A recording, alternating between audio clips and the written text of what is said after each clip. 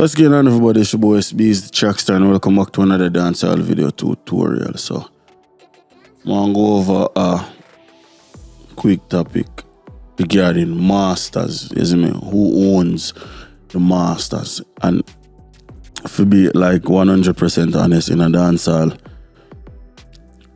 a lot of these artists, producer, big, small, them have it confused when it comes to masters and ownership a lot of the time. So let me give you a quick brief overview. The person who owns the masters is the person who have the actual master recording. You see me? So let me break that down. You send a song to me for mix. Me mix the song. Me send back the stems from the session after we agree, all right, yeah, that's the mix. You like how it sound perfect. I send back the wave file mastered to you. I send the stems what me mix from my session or me mix back to you. That is the master recording. That is what you are going to send to the distributor if you put in iTunes, Spotify, Pandora, such on and such on and such on. That is the master recording. Now, in a dancehall music, there is this very silly, stupid business model where producers go out and pay artists for voice songs when before the artist them boss are them same one when I go up on YouTube go teach people Riddim and a voice song for free. I never understand that. An artist couldn't tell me if he pay him for voice a song. You know what I mean? Back in the day, when they naive, me never know much. I just know say I saw it go you pay artist for voice song on your bill Riddim. So me used to try that.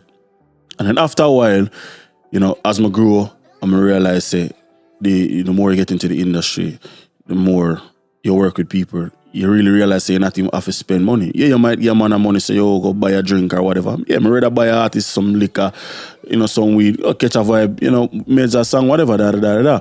Because at the end of the day, when a pay a man figure voice a song, 99% of the time, there is no contract.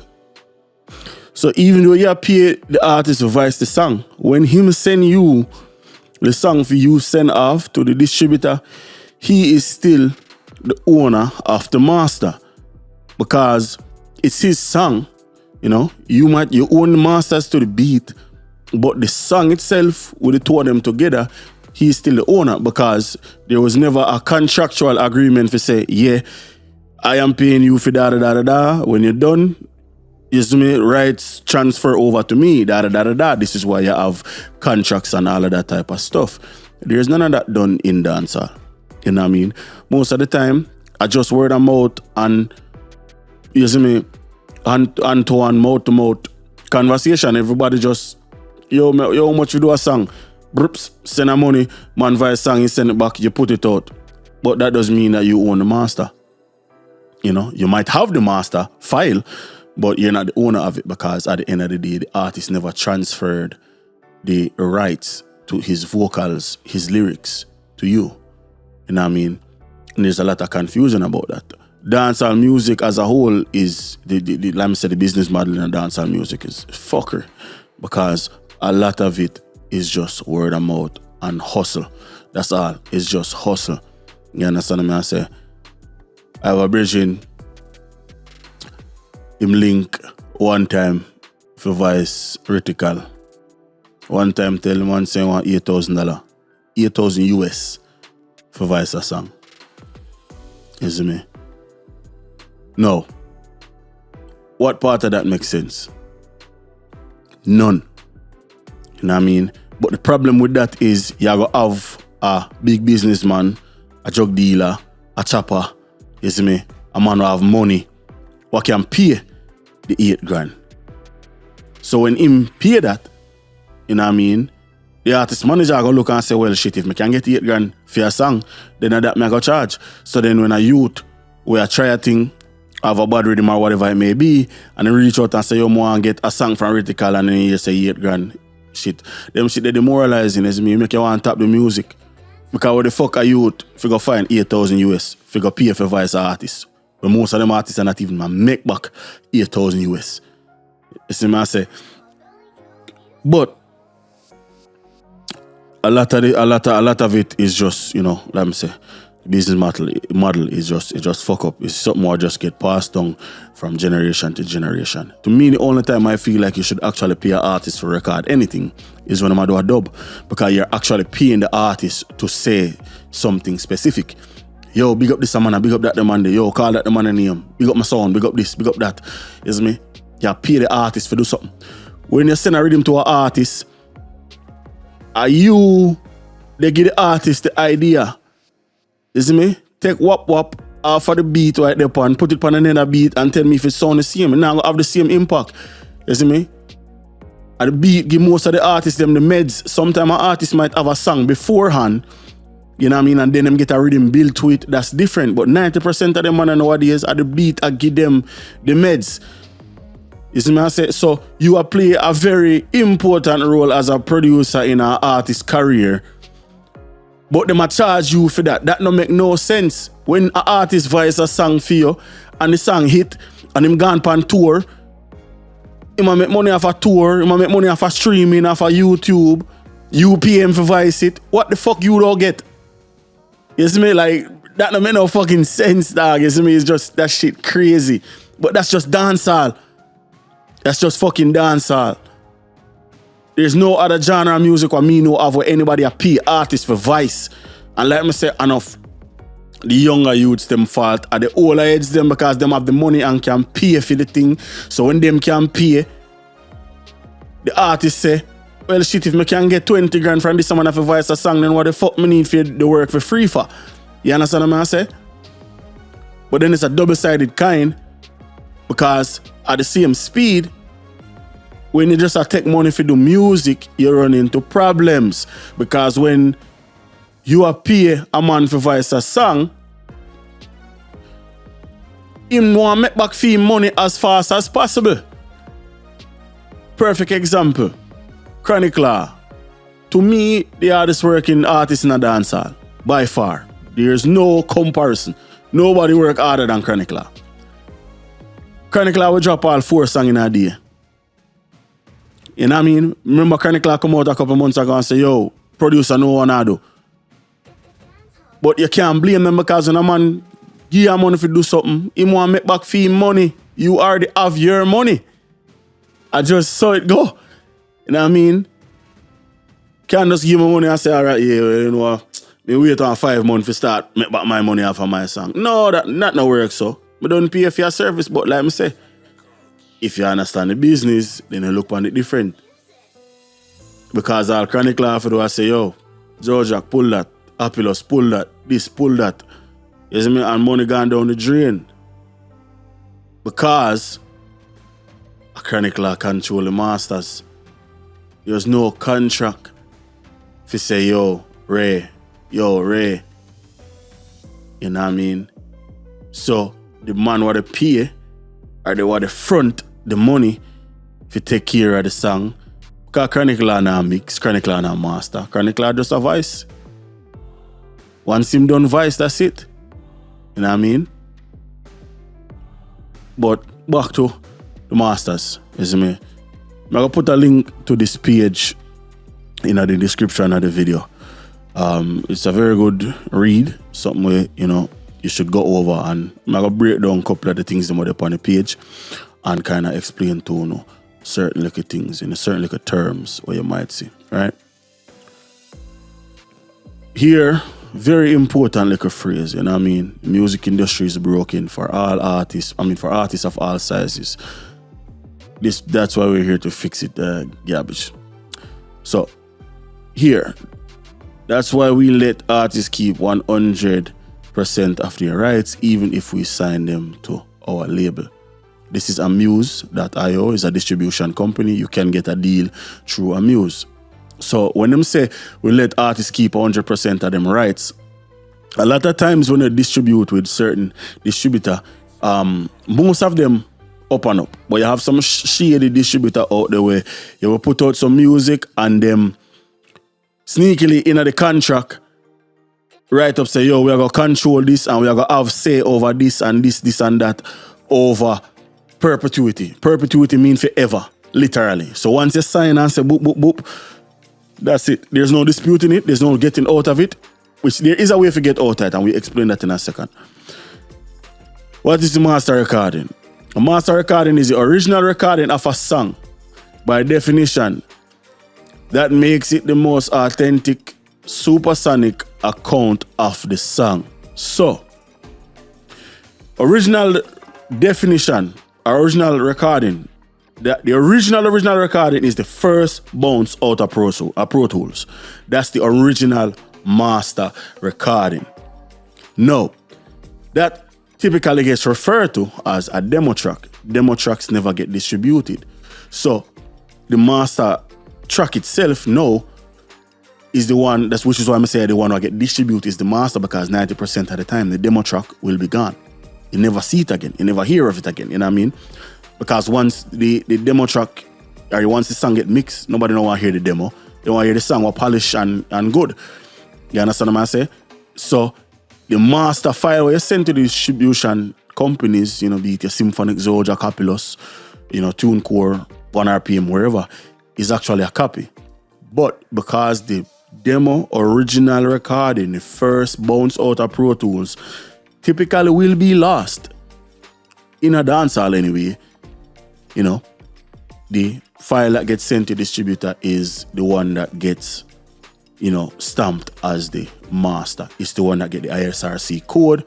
It's the one that get tracked for sales. It's the one that get the stream, the one that get download, the one that get re-upload to YouTube. All of these things. That is the master recording. Is the master. Now, why it's important for own a masters is just like what I say. It give you control over a whole lot of different things. Boom. We'll go through this and break it down. As an artist, owning a master recording give you the legal right to freely appropriate and maximize your opportunities to make money. What that mean? If you want your song can go up on TV, you have the right to approve or deny that use. You see me I say, if somebody want to use it in a commercial, you have the right to deny or approve it. If somebody want to sample it, you have the right to deny or approve the sample, basically clearing the sample. You can also charge somebody to clear a sample. You see me? But all of this comes back to contracts. Contracts virtually don't exist in a dancehall. That's how you have the Silk Boss and Terror Dance situation, because there's no contract. It's a mouth-to-mouth transaction. Loyalty, as Silk Boss put it. There's no such thing as loyalty in a business. There's money, and then there's money in a business. You understand what I say? Loyalty is an added bonus. You don't have to be loyal to nobody when it comes on to your money. It's your money. You see me? It's plain and simple. So that's why it's important for you own your masters and know when. If you pay an artist for voice a song, if you don't get a contract signed and notarized for safety, if you kind of just stamp it, if you say, all right, yeah, this person was, a witness to see the contract get signed, this is a binding legal document, then the artist controls the master because there was no contract whatsoever. So, at the same time, okay, so, the difference between publishing rights and master rights. Publishing rights refers to the musical composition, words, and music. Composition meaning how it's arranged. Words, of course, are lyrics. And the music, of course, is the instruments. The master is the original sound recording. The difference is that a single musical composition, like lyrics, can be featured in hundreds of different songs, covers, remixes, etc. You see me? Basically, somebody can recycle lyrics millions of times. You see me? Somebody can cover your song millions of times. Somebody can remix a song millions of times. That's all I'm saying. The sound recording is the master rights. Basically, like I said earlier, is owning the copyright to the original sound. No matter if I'm talking about copyright. The term copyright, a lot of people think say you have to go and literally copyright something. I'm going to show you how easy it is to copyright something. See? If me, let's say, as an artist, in my head, I have a idea or whatever, boom. And I want to record it. See? So, arm up FL Studio, arm up FL, press play. I'm start record, blah, blah, blah, blah, blah, blah, blah, blah, blah, blah. Whatever. You see me? What the hell if I don't even matter. Brr, brr. If I want to copyright this, I don't have to do anything. This is copywritten. It's called intellectual copyright.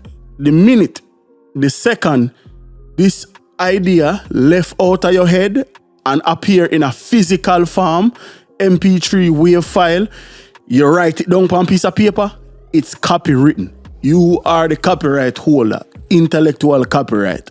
Now, registering your work is different from copyrighting your work.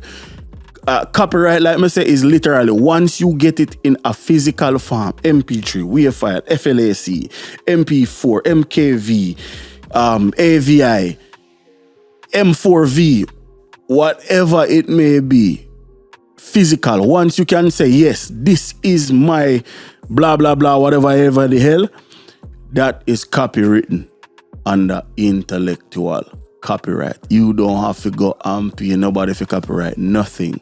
You see me? You don't have to do that. Registering your work, publishing wise,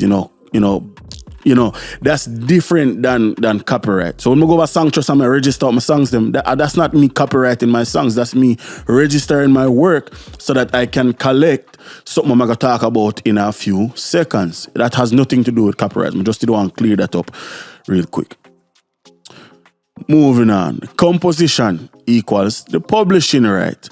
Composition also recurs to the music, and the musical work is the underlying musical element, structure, and composition. So that means it can be lyrics, it can be how the beat arranged, it can be the instruments in the beat. You see me? The publishing rights are generally owned by the original writer, meaning the artist. So let's say like a Massacre, or the artist, or the composer would be TrackStar, the composer. So if me produce a song for Massacre, I own the composition, the publishing rights, naturally, without any papers, because you have this style. Some of the artists I say, yo, make a voice a singer, bro, and just want 20% I publishing or want 20% I masters. Them don't know what the fuck them talk about. Them just are short terms.